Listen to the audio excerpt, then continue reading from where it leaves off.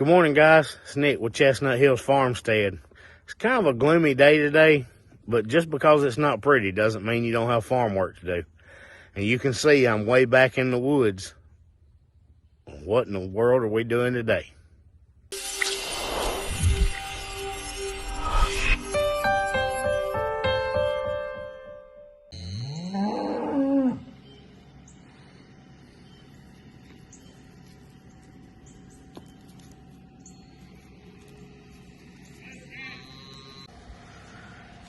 Jack, you always in the way.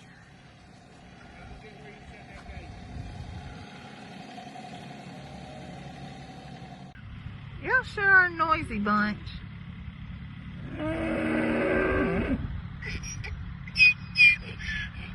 Pixie.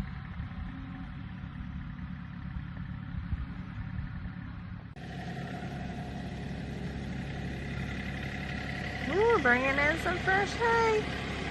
Jack done tried to get to it. Here he comes. Hey, Jack. He's busy. There he goes. He's gonna go get in front of the tractor. Jack.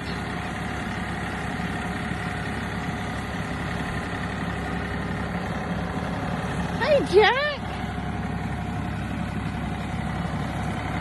Oh, he's got to go help supervise.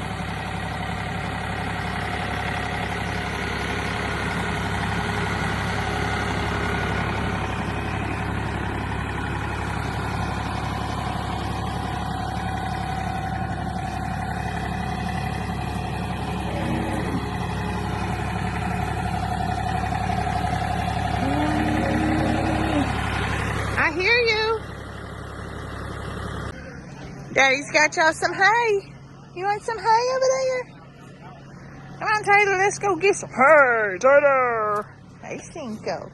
That's pretty girls. Y'all are just pretty girls. That's right. You're being a silly girl. Go get you some hay. Come on, Ferdinand. Daddy got you some hay. Come on, Ferd. Come on, Ferdinand. Come on, big boy. Daddy got you some hay.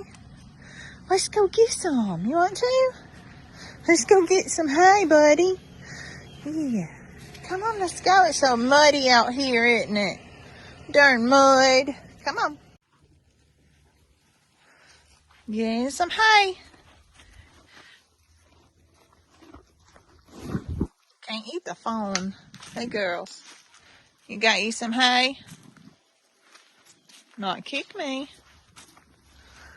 Hey, Pixie.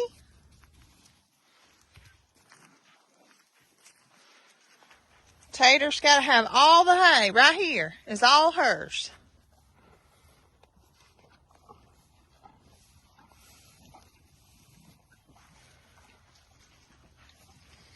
Come on, Tater. Why don't you get you some hay on the other side? Come on, let's go get you some hay on the other side. Come on. No? Okay. It's quiet when it's hay day. Yep. Nobody's saying anything. Not now. Taylor thinks she's going to eat that whole bale today. She does think it's her whole bale.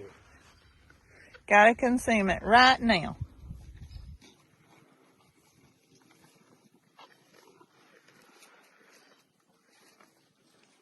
So most of you know that part of our property management is control burns. It's something that we do every year. Ideally, we'd be doing it in February, but today is March the 1st. The problem that we've had is it's either been raining, we've had a pretty rainy February, or the wind's been blowing 20 miles an hour. Neither one of those conditions are really good for control burns. So while we've got some time today, we're going to get our fire break ready for burning one section of our property. We're not doing a whole lot, but we do have one section that we want to get burned off and cleared just because we want to start developing that into a silvopasture area. If you don't know what silvopasture is, it's grazing areas among trees. It's a mixture of both. And a lot of people can do that for forest products and grazing. The most of our concentration is just grazing. And if you've been with us for a while, we were raising pastured pigs. We wanted to raise them on natural forage. We supplemented with grain, of course, but feed and corn, but we wanted to mainly raise them on natural forage, which they did very well on. But just because we sold those breeders does not mean that we don't move forward with getting these areas ready. Not to mention the fact that once we get more fencing up, we can rotate the goats through this area as well, or anything else that we want to graze. You know that we've got the cows and donkeys, and if we have good silvo pasture area, then that provides them shade and grazing all at the same time. And having many Herefords, they are very light around their eyes, so they can be very sensitive to bright sunlight. So we think that is a good move for raising our mini Herefords, is having silvo pasture area for them to graze. Now, during this process, it's a lot of tractor work, and I don't want to bore you, so I won't make you sit through an entire video of tractor work. I just want to show you what we're doing, explain what we're doing, and again, why we use burning to do that. So controlled burns are extremely important for property management for a variety of reasons. Number one, you're getting rid of that fuel that's already on the ground that a lot of people right now are dealing with wildfires. It's that time of year, they're dealing with wildfires, and it's because a lot of those areas, I won't say all, a lot of those areas that are dealing with that have stopped allowing controlled burns. Well, our state, thankfully, does controlled burns themselves. Our state has a controlled burn program. You can go to classes through them to become a controlled burn manager, because our forestry department here realizes the importance of that, to be able to remove that fuel that's under these wooded areas and do it in a controlled manner, to where if it's going to burn, you've got the people and the equipment there to handle it when it's happening, and it doesn't get out of hand. It doesn't threaten structures. You don't have evacuations. That's why it's controlled. Kind of simple in terms, right? So we have a program here where the state actually will bring their equipment out, and it's a paid service, of course, but extremely inexpensive as compared to renting the equipment and doing it yourself. The state comes out and will install fire breaks on your property, and they broke ours up into sections so that you don't have just one fire break around 40 acres. We have it broken up into sections where we can manage it easily with just our family. If we wanted to get a neighbor to come out and help, of course, the more people you have, the better. But we can control that burn. Now, number two is you're creating more carbon in that soil. That's the importance of doing the control burn for creating the silvopasture. So when we burn out this thick brush and the briars and all that matter on the ground, it's all adding that back into the soil. We can come in and work that and give that seed bed exposure to sunlight, and that gives you your silvopasture in your wooded areas. It also increases the habitat for our wildlife here. It's not just for our livestock. The wildlife has better grazing and browse in there once you remove all that just garbage. But every time you do it, you're adding to that soil, and anytime that you can improve your soil, you want to take the steps to do that. A lot of what you've already seen me clearing is just invasive things that we need to get out of here so that we can better maintain our property. You saw me pulling a lot of vines and Chinese privet and things like that out of there. That's not stuff you want in there anyway. If you're going to maintain your property, you want to open that up so that your native vegetation has a chance to grow and get sunlight and not be choked out by vines and privet. Well, Chance and I are off to baseball practice, and we've left the farm to Daddy, Farmer Rhett, and Sister. So hopefully they're going to hold it down and get some stuff taken care of until we get back. So while Zoe's at baseball practice with Chance, we're going to get started on this, try to see if we can get this ready to better maintain our property.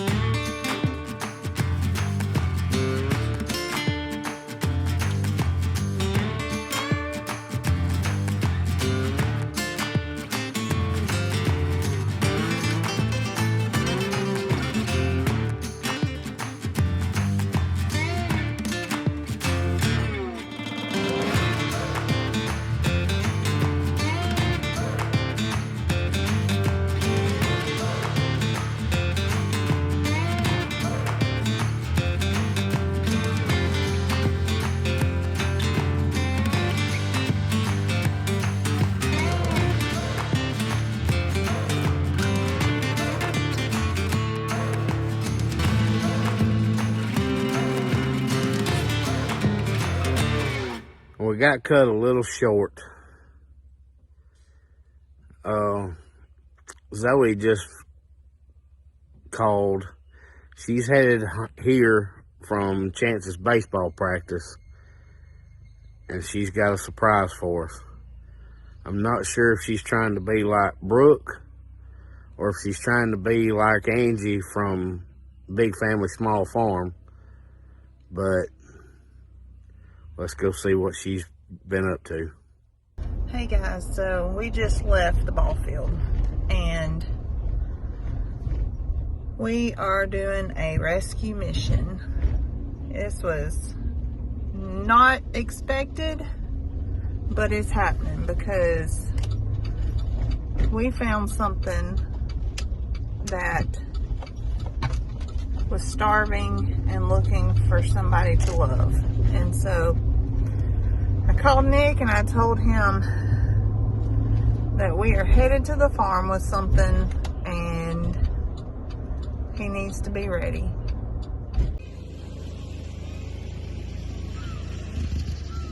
Well, there's Zoe. Now, what has she done? I told everybody you would not be mad at me. Look. I see.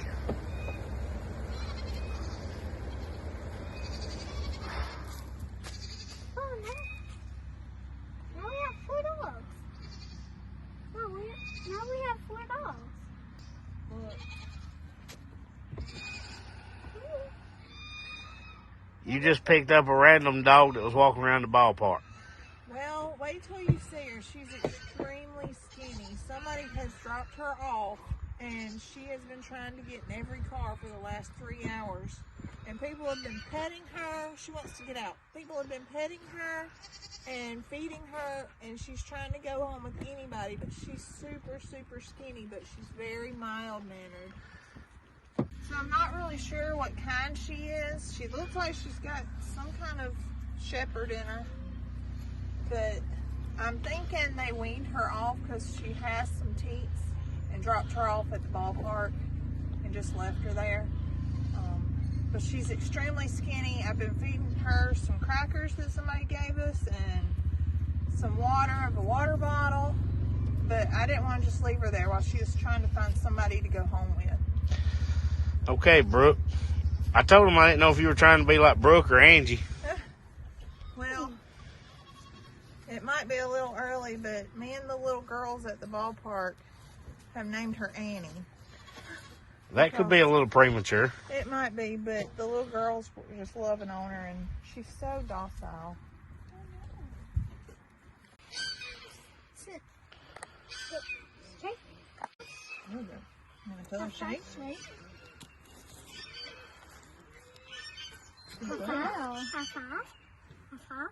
She knows sit and shake. Somebody took some time with her. But I think that they probably dropped her off when they took her puppies. Sit. Sit. Shake. Good girl. No collar or nothing. Nothing. That's the first thing I checked for. Sit. Hurt, she gotta sit. Do it. We need to at least check around and see. We'll take her to the vet and get her checked. She may have a chip. You never know. Yeah, I'll do all that this week. We'll post it on social media this evening. I'll get a good picture of her and just make sure nobody's lost her yet, or lost her as of now. She could have slipped out of a collar or something. Yeah, so we'll check first, but I didn't want to leave her at the ballpark when it was starting to clear out and there wasn't going to be anybody there, and she's hungry. Hey, Annie.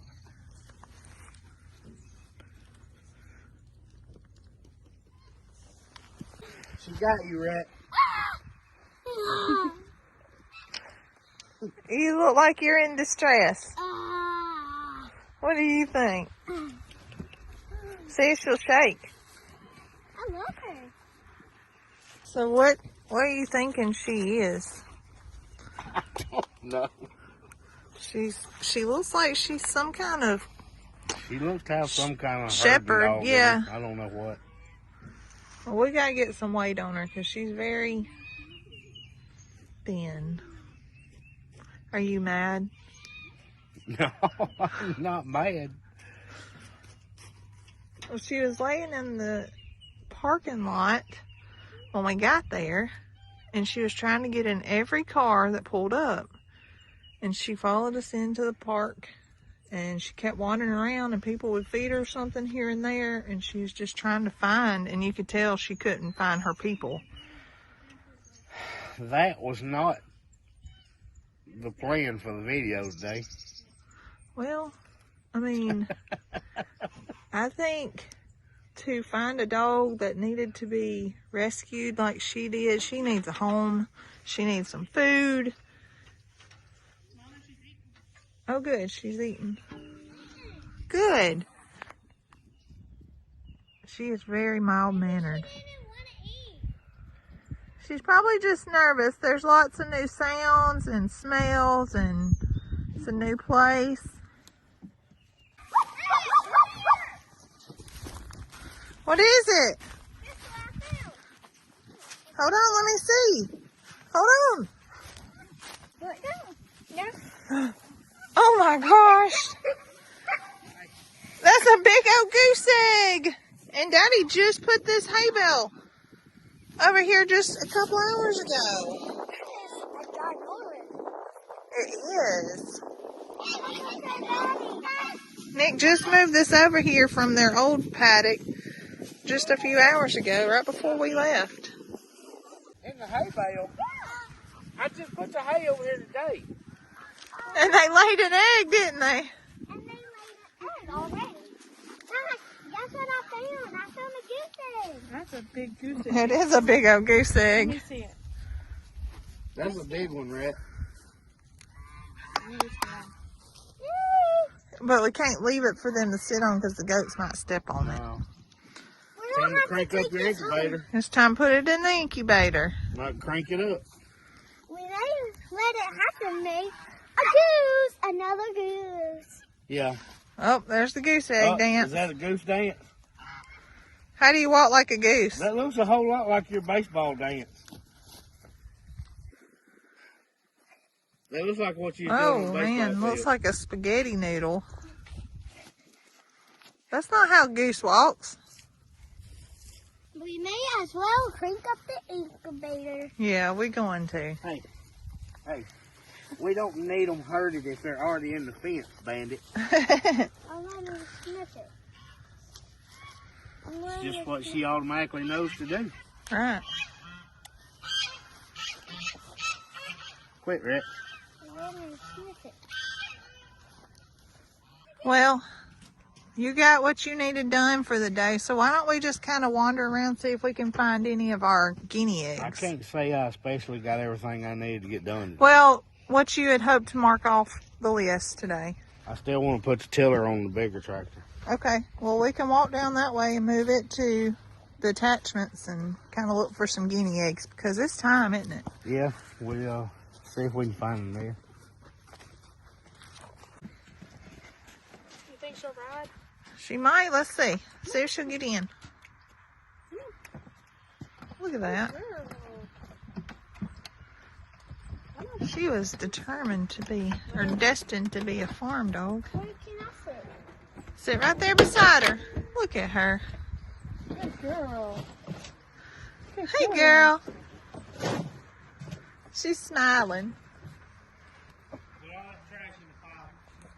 Okay. We've never had guineas during nesting time, so do you know where they would nest? I don't know. We're going to look around where they perch and around the edge of the woods. Okay. Well, I think the one that we got the eggs from, he typically tries to find a guinea on the nest. Oh. But they kind of do an Easter egg hunt every day. Oh, goodness. I don't ever see the guineas right in here a whole lot. They're usually out here in the pasture. They like to go down there where the pigs go, or were. Where the pigs were, yeah. And in the pines right here. Wonder if she's riding with Mac. I guess she did decide to ride. I guess she's riding. There she is. She didn't just ride, she's driving. Did you drive? Hey, girl. Did you drive? You got to drive. Well, we didn't find any guinea eggs. Nah, not yet. Is it guinea or guinea? I don't know. What would you say? Guinea. Guinea? I say guinea. Guinea. Guinea. It ain't two E's, it's an I. Guinea. Guinea. Guinea. Guinea. Guinea. You say guinea? Guinea. Guinea. Guinea. Guinea. Let me That sort makes- it out. Oh, Let Rhett sort it out. Guinea. Guinea. it's still guinea. Well, we divide and conquered again. It's not exactly what we had planned for today, but then again, it never is. No. And by the time this video posts, we'll know if Annie is going back to her previous owners or if she is at her new forever home. She By the time seems, the video posts, you'll probably have already made a trip to the vet. yeah, she seems to be fitting in really well around here. So I'm not going to say that we wouldn't be sad if she had to go back home, but we would also be glad. But either way, she has done really good while she's been here. So we'll keep you guys updated on that as well. Thanks for watching us. We love you guys.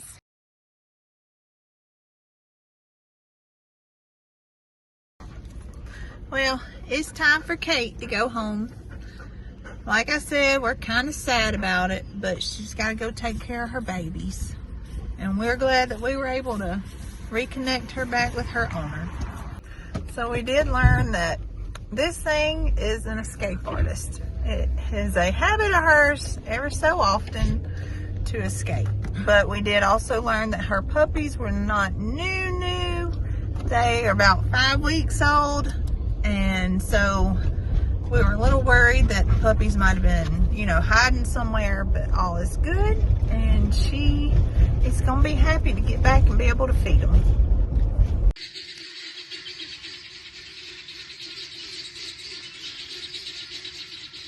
They won't let you say your words.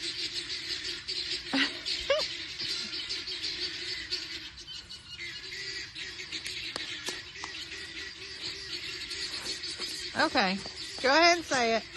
Thank you for watching Chestnut Farmstead. I hope you like and subscribe. Give me a thumbs up if you like Annie the dog. Like and subscribe. Bye.